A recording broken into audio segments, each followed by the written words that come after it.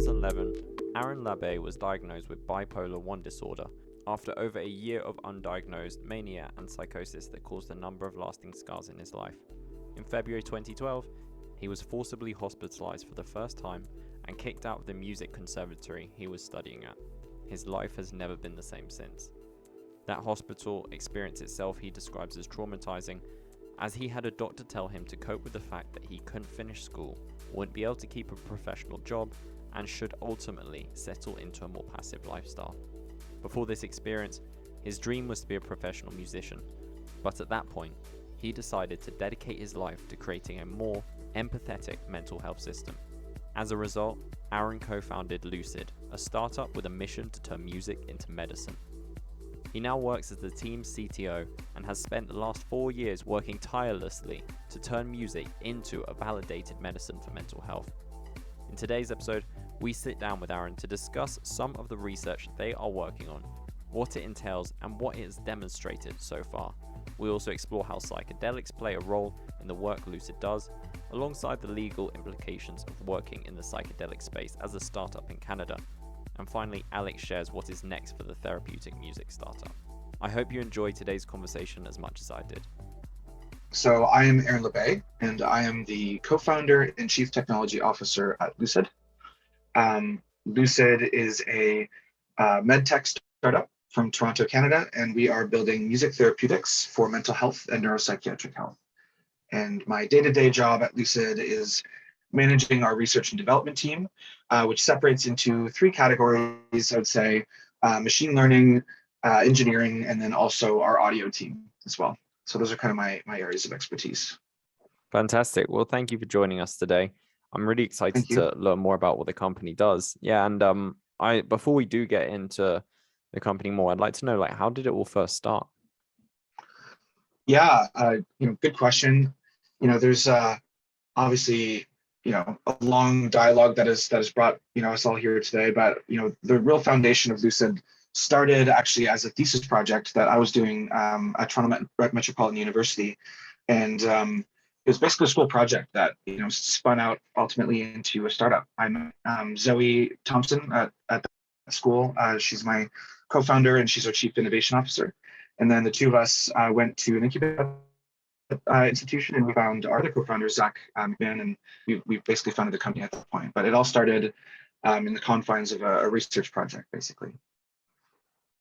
Fantastic. Well, I'm glad that you folks all came together and created Lucid. Now, I want to understand a little bit more about it. So on your website, it says, Sure. Lucid's technology is rooted in prior research on the effects of music on health outcomes. In addition to this, we pursue rigorous scientific validation trials alongside experts and accredited institutions to understand the safety and efficacy of our music technology on these outcomes. Can you share with our listeners more regarding what this research entails and what is demonstrated so far? Yeah, so the nucleus of Lucid technology is driven by this idea that there's this really powerful phenomena that happens in the brain when we listen to music, and our thesis going into this has always been we've kind of untapped that full potential. You see all around you all the time, people talking about how powerful music is, but rarely do we see it in healthcare, and that's one thing that we're really trying to change as a company. So the research that we like to talk about is really rooted in the ethos that Lucid is a science-first company, and what we're trying to do is bring music into the healthcare paradigms and really push for music being seen as a primary modality to treat things in the mental health and neuropsychiatric health spaces. So the research we've done to date that kind of demonstrates this is, we just finished our first clinical trial, I'd say about a year ago, and that was published a couple months ago in PLOS ONE, which is a journal that covers a lot of psychology topics and other sciences. But it was our first clinical trial, and we were able to show that Lucid in a 24-minute session was able to decrease acute anxiety symptoms by 16%. And obviously, you can really dig into the journal to read more about that data, but what this means is, we were able to show to a statistically significant degree that our technology was punching, above the weight of a lot of other digital remedies, but at the same tier as some chemical remedies as well. So this is just kind of one example of the research that we're trying to put forth at Lucid, and we have a whole pipeline of studies just like it.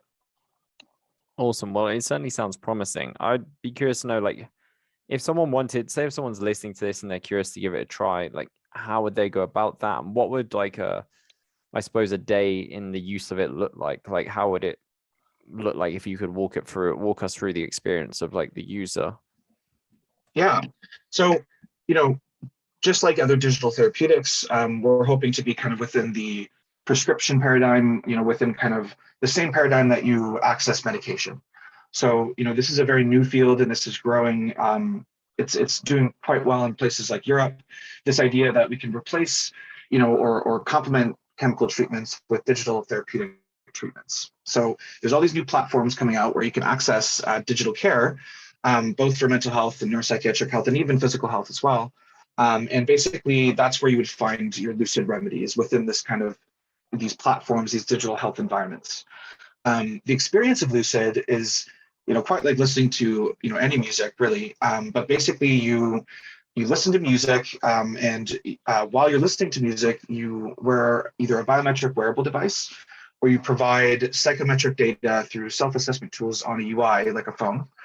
And basically, based on your responses over time, we have an AI that learns what music works best for you, given whatever target state we're trying to achieve. So if it's anxiety reduction, we'll basically curate the music that will personalize to you best to reduce your anxiety, given whatever state of mind you might be starting off in, essentially. So you listen to music, we measure the reaction and we curate the music over time to basically create the personal soundtrack for your kind of well-being, if you will. So that's kind of at a high level. Yeah. I like that, your personal soundtrack for well-being, your own well-being. That's a really nice tagline. I don't know if that's something you use a lot. That's one of the older ones, actually. I think we did use it. It just came out. But yeah, I think that's one of the ways that we like to think about it, right? It's kind of like where meditation might be like a physical trainer for your brain, we see it as kind of a massage therapist, if you will. It's like a passive mental health remedy, basically. That's a great analogy as well. I'm getting a really clearer understanding mentally of like how this will look now.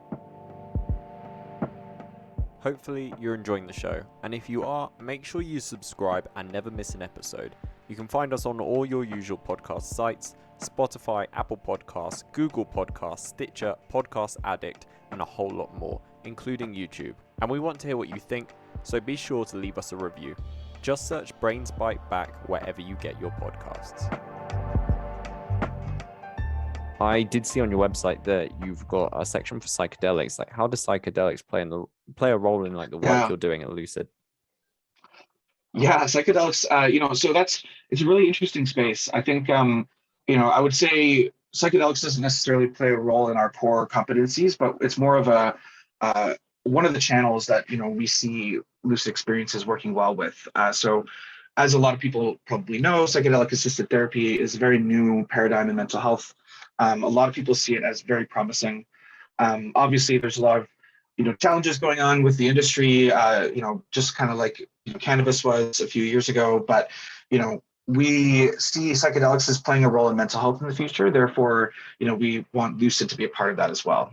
So basically, we have research partners that we've worked with in that space that have found that Lucid is a very nice complement to the experience. So we have kind of designed some research products around that, and we're still kind of in that early ideation phase. But basically, it's not uncommon or unknown that music is a major part of psychedelic assisted therapy. So Lucid kind of jumped on that train a little bit, and we've kind of catered our experience to that as well. So it's kind of just one of the various spaces that we're exploring, and definitely one that's in its early phase, but it's definitely very promising, I would say, in the long term. Cool. Yeah, it's ironic, or not ironic, but it's fortunate really, because I recently had a conversation with a US-based company that's focusing on mental health in a similar kind of way, but more focused specifically on drugs like ketamine or MDMA, and psychedelics did come up, and they said something similar along the lines of it's still in its early stages, and we're waiting to see what happens and how effective it truly is. But one of the things that I mentioned with them is that the difficulties around legality, since they're US based, we had a conversation around that, but I know that you're based in Canada. What are there many issues when it comes to like dealing with or like just using psychedelics in your work, legally speaking?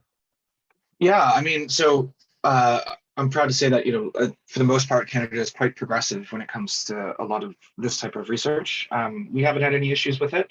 Being that we're not also a psychedelic company, I'm sure that we don't have the same level of scrutiny that, people who are doing pure psychedelic plays are.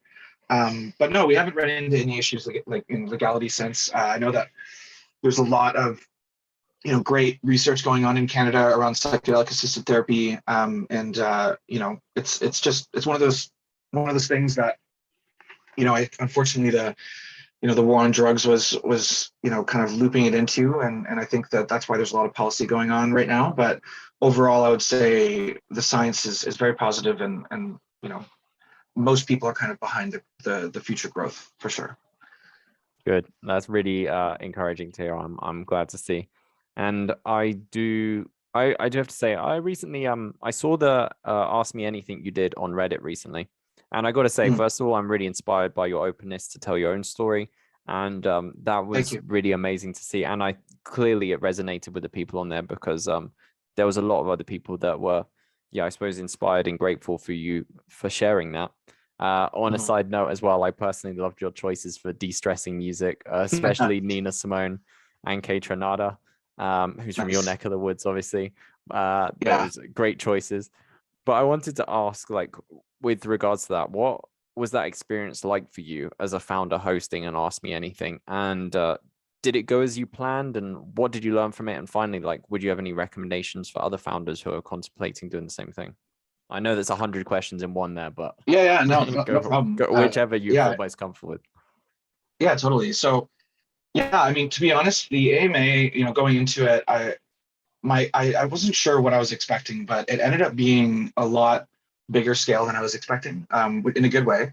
A little terrifying, but a very beautiful opportunity to connect with an audience in a way that was profound and very real. I think, especially in health tech and health in general, there's generally this big separation between the people who are making the solutions and the people who are consuming them. Particularly in mental health, this is the case. So this was a really rare opportunity for somebody who was building a solution to connect with, the people that are consuming the solution in a way that was almost kind of bridging a gap, if you will.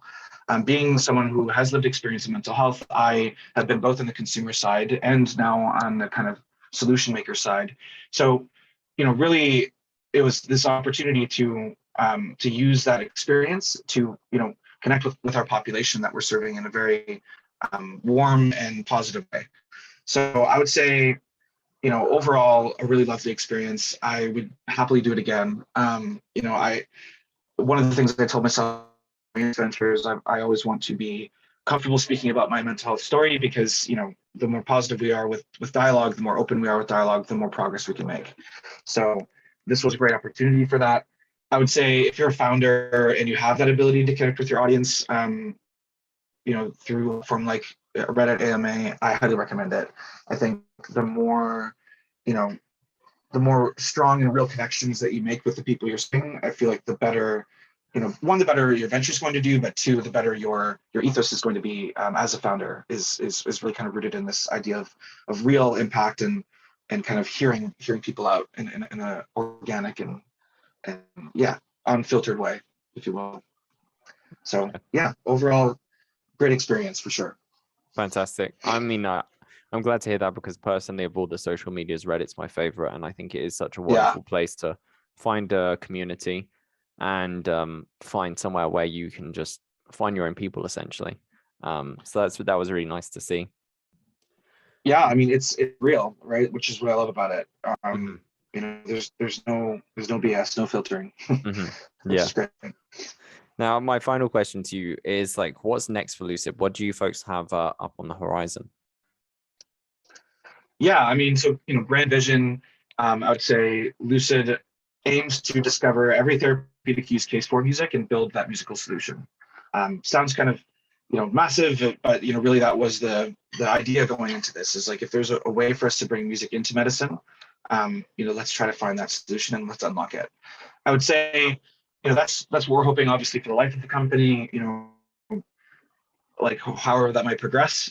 In the near term, I would say a big thing that's kind of in the pathway forward for us is we have a really big research project going on at Lucid right now in the Alzheimer's space, and what we're really hoping to do is build a kind of regulated therapeutic for Alzheimer's care. And what that'll do is not only create a new solution for a very for a population that's very much in need, but it'll also kind of cement us in this kind of roadmap of building prescribable music therapeutics, which is something that is still very novel and still very new. And we're hoping that Alzheimer's will be one of many of these kind of solutions that we're trying to unlock. So I'd say in the next couple of years, that's our big one. But in the long term of the company, I'm hoping that we'll explore all kinds of different health solutions using music as kind of a core modality. Fantastic. Well, I wish you the best of luck with all of that. And if people listening do want to connect with you or follow you or keep up with the work that you folks at Lucid are doing, what's the best way for them to do that? Yeah, so feel free to visit our website, thelucidproject.ca. On there, we have a variety of social channels you can follow. You can also contact us, and our team will be happy to reach out and chat with you about what we got going on. So I'd say the website is kind of a good starting point for sure. Fantastic. Excellent. Well, Erin, thank you so much for joining me today.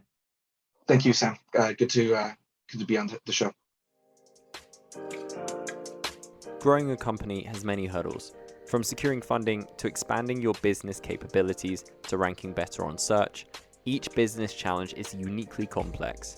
The solution to these challenges is growth-focused digital PR and marketing, and that's where our sponsor Publicize comes in. Publicize sets itself apart from traditional PR companies. It does not charge large retainers or churns out press releases whether you've got a newsworthy announcement or not. Publicize builds on your business's online presence and gets high quality PR and media coverage for startups and entrepreneurs who are priced out of a broken PR industry.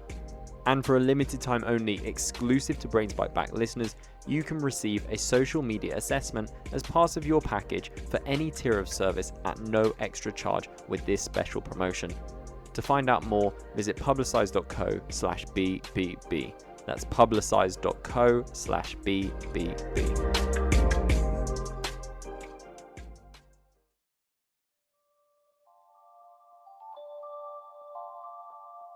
This is the end of today's show. Thank you so much for listening. If you like this and you want to hear more episodes just like it, then follow and subscribe to Brains Bite Back wherever you get your podcasts. We're also available on YouTube under the channel of our publication, The Sociable. Just search Brains Bite Back and you'll find all of our episodes there. We really love hearing what you have to say, so leave us a review on iTunes or on any other podcasting platform to let us know what you think. You can also reach out on Twitter at The Sociable.